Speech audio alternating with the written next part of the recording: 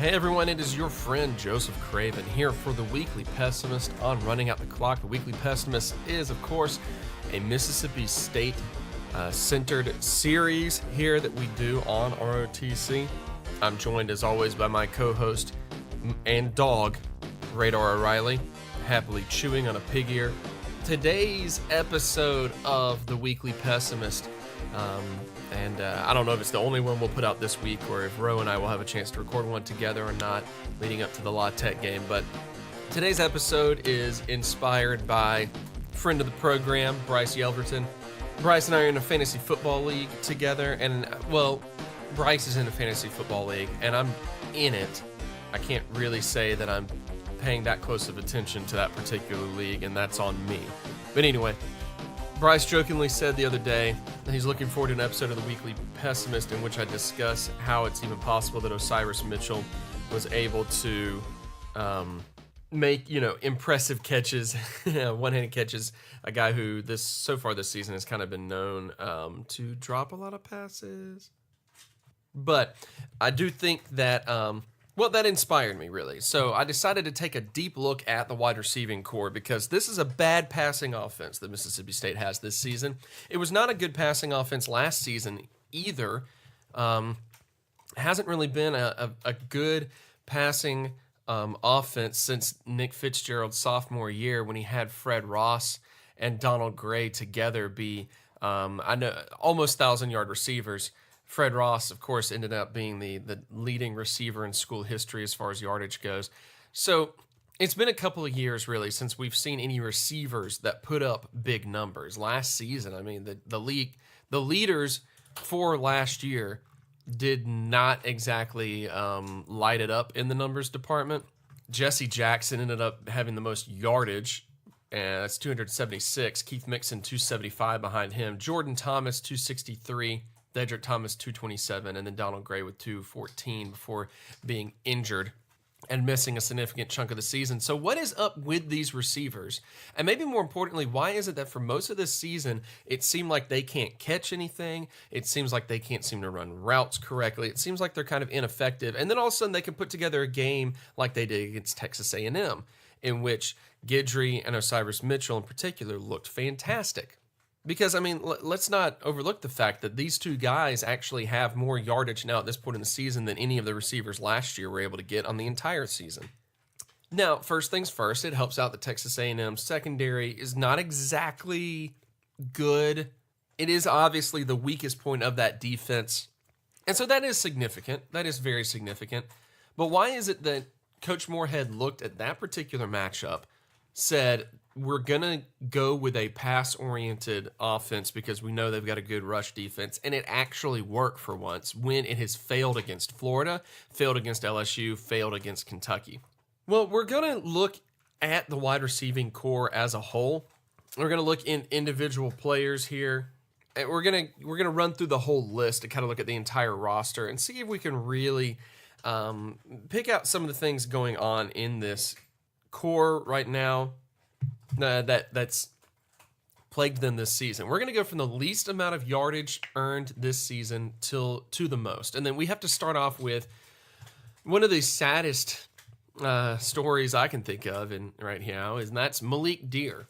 I mean, Malik Deer has all the tools to be a really solid playmaker. We saw it when he first stepped on campus. He saw significant playing time as a freshman, running on sweeps, catching passes. He came in as that, athlete.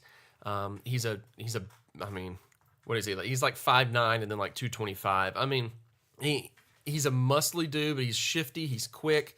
And it kind of seems like with his background of running the ball so well in high school here in Jackson, that maybe, he would make a lot of sense being a spell running back for Kylan Hill. I mean, he's the closest to Kylan Hill in terms of fitting into the Joe Moorhead offense. So maybe he doesn't fit as a Moorhead wide receiver, but as a running back, surely it makes sense, especially with Hill missing a little bit of time due to injury. We still see a lot more Aries Williams and Nick Gibson. We see a lot of Nick Gibson, which is surprising to me that we don't see more Malik Deer. And that's the biggest puzzle that I can't figure out. If Moorhead has been mismanaging his running backs on the season, which I think he has, by not utilizing them enough, by not putting them in the right situations, by not just flat out handing the ball off a whole lot. Maybe his mismanagement of Malik Dear shouldn't be surprising to me, but and it may be that Malik Dear is not really 100% recovered from that ACL tear in the spring of 2017. Who knows?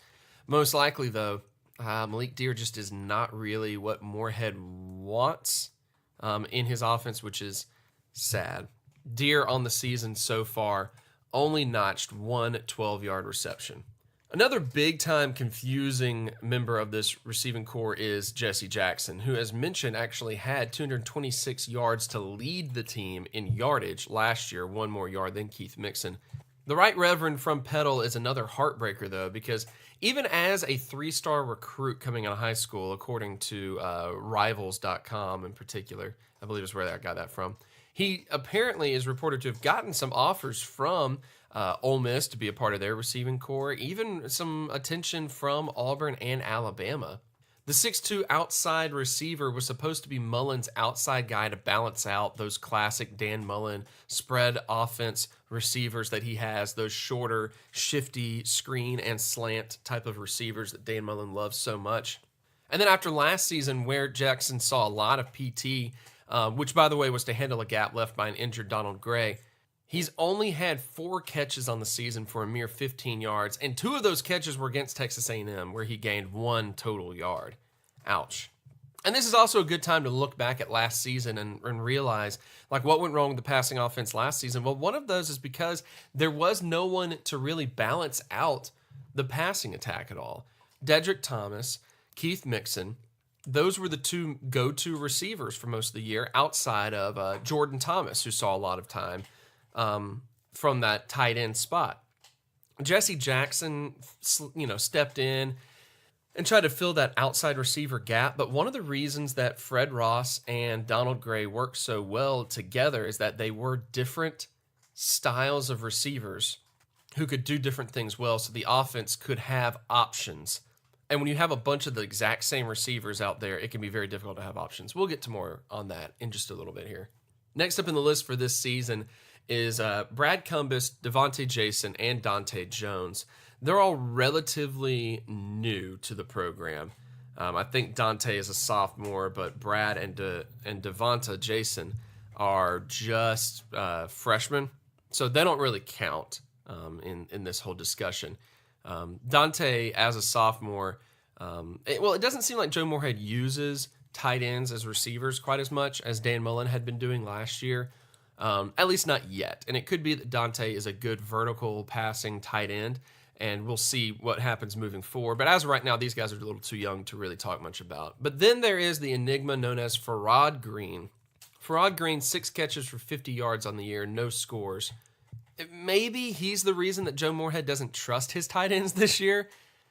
Green was supposed to see a big step up in playing time after Jordan Thomas went off to the Houston Texans. But so far on the year, he's only had those 6 catches, and most notably, when he's on the field, he's dropped passes and been called for a lot of dumb penalties. Really, really dumb penalties. So let's look at kind of the history of Farrod Green a little bit here, where he really came from, and maybe that'll help us give a little bit of insight.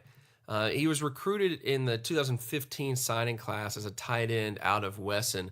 But here's the thing, he's 6'3", and coming out of high school, he was only 211 pounds. And I think that according to Rivals, his only other scholarship offer of note was to Alcorn State. There's interest that they listed from other programs, but no school scholarship offer listed other than Alcorn State. So Farrod was going to be a project as a small tight end, 6'3", 211. I don't mean to brag, but that's my size. Anyway, he has bulked up, of course, to about 245, 240, 245, something like that now. But the question here is that if he was coming out of high school as a 211-pound tight end, maybe there was a reason that he was not a wide receiver prospect. Because you see a lot of 6'3", 220-pound wide receivers, that's not too uncommon. Jesse Jackson, for example, is kind of about that size now, if I remember correctly. And I will now double-check myself right now while recording to see how inaccurate I was on this. Well, he's listed at 6'2", 215. So, okay, pretty close, pretty close. But if you have a player coming out of high school who's called a tight end, but is only 211, a little bit slighter than what you really want in a tight end, it means a couple of things. It means he probably lacked the speed or route running agility in order to really play more outside as a tight end, or as it seems to be the case now, maybe he just kind of lacked the hands a bit. Now, it remains to be seen whether or not Farrod Green has a place in the team, in the current scheme. And maybe he just hasn't transitioned into the new offense fully, because let's be honest, that's the issue with everyone on offense right now. This offensive transition has been significantly more difficult than anyone, I think, really anticipated. And we'll talk more about that in a little bit here.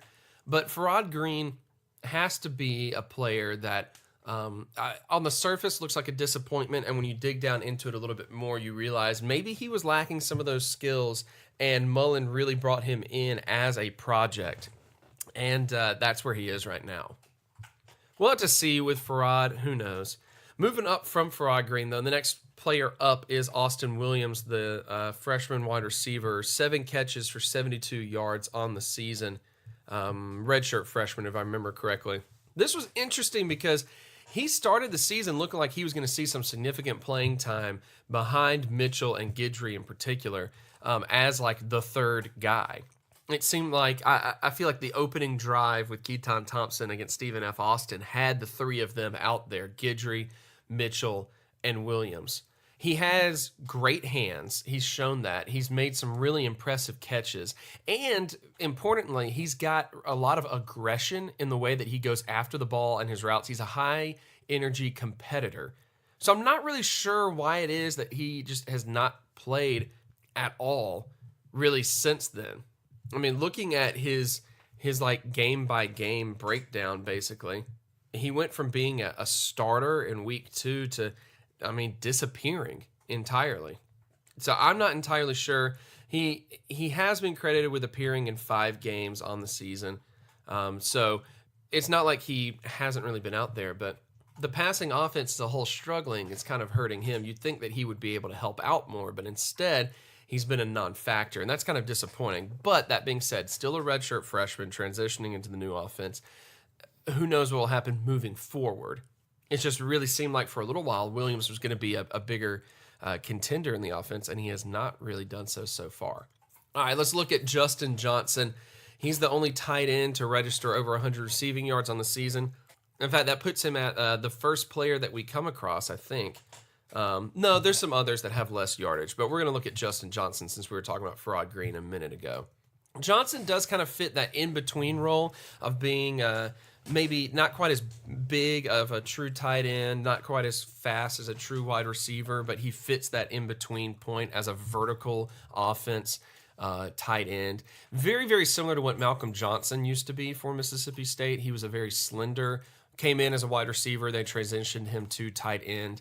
Or even Evan Ingram at Ole Miss comes to mind a little bit. I don't think Justin Johnson, so far he hasn't shown anything that really matches the talent level of either Malcolm Johnson or Evan Ingram, obviously. Ingram, being a like first off the board tight end type of player when he got drafted. But Justin Johnson does fit that same mold. A little bit more slender as a tight end, but big enough to be able to outmuscle some cornerbacks if he lines up at wide receiver. He's the only one in the rotation of players so far that has seen a significant amount of touches. 9 catches for 123 yards, so a pretty solid 13.7 yard average there. And most notably, he is the only player to really produce that much while being, 245 pounds. So a bigger dude.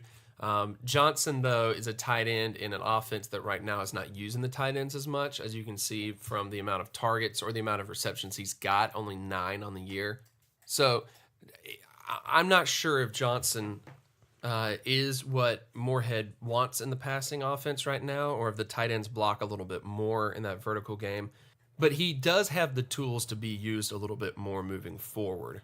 But this brings us to the complete opposite of Justin Johnson, and that's the veteran combo of Keith Mixon and Dedrick Thomas. Both are over 100 yards on the season, which in relative context to a team that just can't throw the ball with anything resembling consistency this year, 100 yards, being over 100 yards is a decent amount. The passing offense is just that bad this year. And that's why that we're looking at the wide receivers right now to figure out just how much of the blame the wide receivers field for the passing offense not being very good.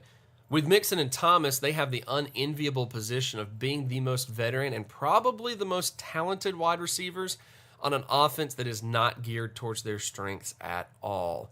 And this is where we really see what is going on under Joe Moorhead in the offense right now. Keith Mixon is the best route runner on the team. On the year so far, Keith Mixon, only 6 catches for 101 yards. But if you jump back to just last season, remember he had 18 catches for 275 yards to be the second leading receiver, averaging 15.3 yards per reception. It's pretty decent, and you would have expected him to be able to contribute more, but that really depends on whether or not the offense stayed the same, which obviously it did not. Mixon is a very good route runner, and you can see it when he's on the field. And this is very interesting considering that he came to the school listed as a running back, like 5'8", 175 running back. So, I mean, not really going to be a between the tackles guy, even if we used him as a running back. But he has good footwork. And, of course, Dan Mullen was a big fan of taking those shifty guys and putting them out wide in a classic spread offense. Dan Mullen, the way he likes to run his passing game, is to get the ball as far to the sidelines as possible. And that's a drastic difference from the way Joe Moorhead currently runs his offense, which is to get downfield a lot more in those run-pass option type of plays. Sorry, I got kicked by the dog halfway through that word, so caught me off guard. Now, that's why Malik Deer, when he arrived on campus, was cursed to play out wide when his overall playmaking ability could really be used quite well in Kylan Hill's absence. Deer did run the ball a little bit under Mullen, but Mullen, of course, loves those guys that he can get the ball out to on the sidelines in space and try to make a move there. Mixon, Dedrick Thomas, and Malik Deer were supposed to be those 3 guys to do that, and it's why last year you tended to have these wide receivers line up for Dan Mullen that were all 5'8", 5'9", and then, 6'6" Jordan Thomas to balance everything out. It was a weird offense, but that's what Dirty Dan liked to do. And Moorhead does not operate that way, and that's why you don't see Mixon or Thomas quite as much as you did see them under the Dan Mullen offense. It's just not the style. Mixon does show his running back background and his tendency to not necessarily reach for catches and, be aggressive when going after the ball itself when it's in the air. And part of that does play into the fact that, we're still talking about a guy who's 5'8", 5'9", not exactly towering over anyone, not going to be able to really out-jump a lot of corners that, when you're lining up against cornerbacks that can be, 5'10" is like average cornerback height, you're lining up against corners that are taller than you all the time. You've got to be able to work underneath. And again, that's not what the offense does, which is strange. And again, talk a little bit more about that in a bit when it comes to Moorhead himself. But Moorhead basically does not really use outside screens, those bubble screens, or quick slant routes, and those are the routes that Mixon excelled at. Mixon not flat out fast enough to be a more downfield wide receiver because he's more shifty like a Percy Harvin type, but obviously without Percy Harvin playing time and touches and scheme. And that brings us to Dedrick Thomas, the king of the comeback route from last season. Thomas, so far in this year, 10 catches for 122 yards, to be a little bit better off than Keith Mixon is, but no touchdowns on the year. And that's to compare to 2017, when Thomas had 227 catches and 4 touchdowns on 22 receptions. What worked for Thomas last year? What's the question there? This is because of a couple reasons. Dedrick Thomas was known in practice, especially last year, to have probably the best hands on the team. Although that might be rivaled by Stephen Guidry at this point, because Guidry has shown to be able to latch onto balls. He's also been shown to drop some things, but he makes some incredible catches. But Dedrick Thomas is not quite as strong an overall route runner as Keith Mixon. What he excelled at was his shiftiness, his change of direction. And that's why I said he was the king of the comeback route. Last season, you saw a lot of this where he'd run out about 15 yards, make a sharp cut back about 2 to 5 yards, and catch the ball like right on the sidelines. That's actually how he got a lot of those touchdowns. I mean, he only had like 4 last year, but that is kind of where he excelled. Again, quick comeback routes and wide receiver screens, though, are not really part of Moorhead's more vertical offense, which really wants to get at least one player way downfield, another player in the middle, so on and so forth, which is, well, what has been working for Stephen Guidry and Osiris Mitchell. That means we're down to the final 2 receivers now in terms of stats, and these are the 2 guys that lead the team in yardage on the year. Stephen Guidry, 14 catches for 326 yards, 2 touchdowns. Osiris Mitchell, 20 catches, 347 yards, and 3 touchdowns. This is a very, very important thing to note when we really look at these 2 players that lead the program. Both of them are relatively new to Mississippi State football. Guidry was originally a commit, but then he went the JUCO route before he showed up this season. And Mitchell played a little bit last year as a redshirt freshman, but didn't play very much. And this means something huge.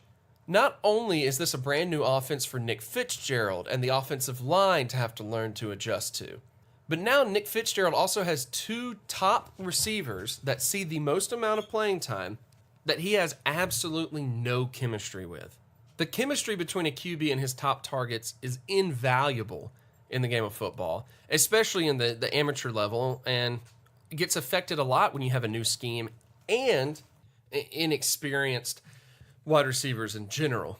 To change the scheme and then promote 2 inexperienced guys to the top spots in a new offense while moving down the guys that your QB has more chemistry with, most notably Dedrick Thomas and Keith Mixon, well, Joe Moorhead, your passing offense is going to struggle just a little bit. That is a rough transition.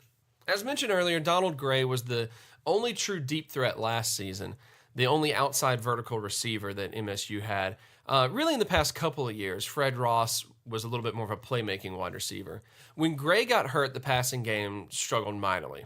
Now, Donald Gray would have been a perfect fit for this Joe Moorhead offense, but alas, he graduated, which means that the team has to look to Guidry and Mitchell to be the downfield, vertical passing game type of guys. Ultimately, this massive shakeup has gotten in the way of that smoothly happening, even though they both fit this particular offensive scheme much more so than any of the other players on the roster. That being said, they do have more yardage now than any receiver has gotten at MSU in the last 2 years after the combo of Gray and Fred Ross. And as mentioned earlier, Donald Gray and Fred Ross worked so well together because Gray was a great vertical guy and Ross was the shifty mid-range guy. Mitchell and Guidry have to work together to play in each other's strengths in that same way in order for them to succeed. We might have started to see that finally come together against Texas A&M. It was a breakout performance for them both because Mitchell's starting to look like a very good downfield route runner, and Guidry has those solid hands most of the time and seems to excel in that middle of the field crossing route type of pattern a lot. Something that Fred Ross was really good at, although Fred Ross also excelled at bubble screens. But you got to remember where these guys came from. Guidry coming in from JUCO, has not been practicing with the team for very long, and Mitchell's a redshirt sophomore who in high school only had offers, according to Rivals.com, from Alabama State, Delaware State, and Savannah State, other than Mississippi State. So Mitchell was recruited to be a Dan Mullen project, and he had not seen any significant playing time until this season, where all of a sudden he's asked to be the number 1 target because he fits that offensive transition just a little bit more. And there's the issue. I mean, there's got to be something that these other teams are seeing in this guy. If they look at a 6'5", 200-pound high school player and say, I'm just not sure if I want to offer him a scholarship, though, outside of Alabama State, Delaware State, and Savannah State. He was a project guy. So when he does make the inevitable drop, which he does every game, and when he makes something happen that, just kind of goes wrong and it's just not the right, catch or whatever it may be, which seems to happen every game, it comes down to a couple of things. He's a project of a player being asked to do a whole lot more, and up until now has not really been seeing much playing time. Not to mention going back to the whole chemistry thing with Fitzgerald. They just don't really have the chemistry in the same way That's something that's got to develop with the other quarterbacks on the roster, be it Keaton Thompson, Jalen Maiden, whoever it may be that takes the reins moving forward. So once again, there's a lot of blame all around. Yeah, sometimes Nick Fitzgerald, like against LSU, has a terrible game. Sometimes the wide receivers, like against Florida, just have a terrible game. Sometimes, like against Kentucky, Florida, and LSU, Joe Moorhead calls a terrible game. It's a massive transition, though, so there's blame everywhere to be put. Joe Moorhead is a good offensive coach. He's proven that in his resume so far, whether it was his previous head coaching stint at Fordham or wherever it was, but especially at Penn State where he won multiple Offensive Coordinator of the Year national awards. Most Mississippi State fans, though, and myself included, kind of expected Joe Moorhead to come in and then use the team that was given to him, since it was a top 25 team with maybe the most overall talent that the school has ever had in its football program. But Moorhead came in and decided that it was more important, instead of using the team that was given him, to try to fully implement his system this year, which is, something that someone who's not a veteran coach is really, veteran head coach that is going to make that mistake of doing. And obviously it has not resulted in what exactly fans would have wanted. Otherwise, this is a team that had a much better chance at being undefeated going into the LSU game than they actually were. But there's still a lot of positives. Yeah, the passing game hasn't been good this year, but it still yielded 2 300-yard receivers so far who happen to be, relatively inexperienced receivers. There are victories over 2 top 25 teams, and the only losses on the season have been 2 top 25 teams. Top 15 even. And looking at the returning group of receivers, especially anchored by the future potential of Austin Williams, Stephen Guidry, and Osiris Mitchell, then there's a lot of hope that this is the group that, with more experience, fits the vertical scheme well. The negative to all of this, of course, is that it's too little too late for Nick Fitzgerald and this particular season. It would have been a lot more fun to see Fitz with one more year in a vertical passing offense and another year of chemistry building with these receivers that fit the scheme, because Fitz does have one strong arm, and it'd be fun to see what he could possibly do with that. But the future is in Keaton Thompson's hands. And I've not really necessarily been the biggest fan of Keaton's arm strength per se, but I do like Keaton as a player. He seems to be a pretty quick decision maker, faster than Fitzgerald is at least. And there's still a lot of potential to grow because we've seen very little playing time with Thompson under center anyway. He's got at least 2 more years to maybe be the starter if, he's not upstaged by Jalen Maiden or whoever it is that may be coming in as well. And someone who comes to mind, obviously, is Garrett Schrader, the kid who's committed, who is possibly the biggest fit for the offense, considering he was the guy that Moorhead went after himself after he was hired. So who knows what can happen down the line, but the hope here is that these younger receivers in Mitchell and Austin Williams in particular continue to grow into the scheme and continue to grow and develop as players, because there has to be something that Mitchell is doing to have continued to earn that top spot outside of just fitting the scheme. There has to have been something that Dan Mullen looked at and felt like he could develop, to begin with. So I'll be curious to see exactly what happens from here on out and what Moorhead continues to grow in terms of the program and style and scheme that he is trying to grow right now. He's already got a 3-star recruit Quentin Torber from Louisiana, a 6'2" wide receiver. 3-star Keziah Pruitt from Knoxville County, 5'11", 185. But that's about it as far as receiver commits and recruits so far under Moorhead.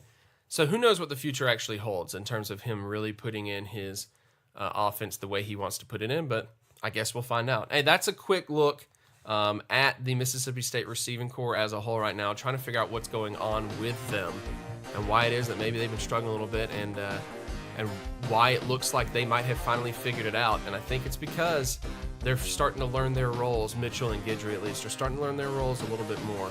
We'll see what the future holds. It could be that this weekend against Louisiana Tech, if the secondary is not covering guys well, that we see a little bit more out of some of those veteran guys and Thomas and Mixon making some routes and we'll see what happens. But as of now, this is the receiving core that Mississippi State has, and it's not great, but Moorhead is hoping that it's something he can mold into what he wants.